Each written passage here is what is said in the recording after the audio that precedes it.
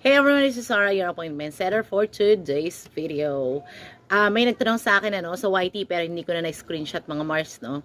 Ang tanong niya sa akin, saan po ba magpapaayos ng pangalan sa national ID ko? Kasi po, mali yung first name sa national ID ko.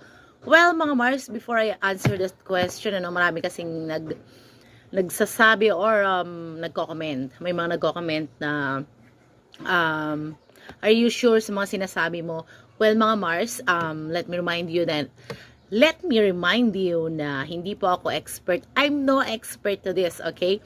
What I'm giving you is a piece of guidance para sa mga una nyong gagawin para po malaman ninyo yung mga susunod ninyong gagawin.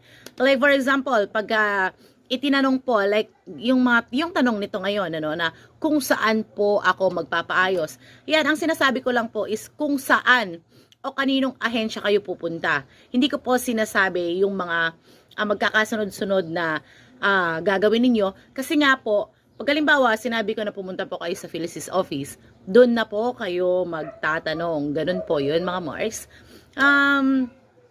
Yun nga po, lagi ko pong sinasabi na hindi po ako eksperto at ang mga nalalaman ko lamang ay based sa research ko, sa mga pagtatanong ko, sa kung sino ang nakakaalam. Like for example, pumupunta po ako sa mga offices ng Philisis.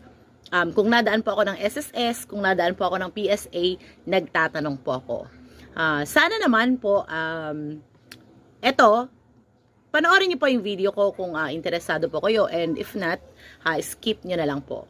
So, maraming salamat, and kay sir po na nagtanong, punta po kayo sa Philisis office. Sana makatulong ang video na to, and hope to see you on my next video. Bye!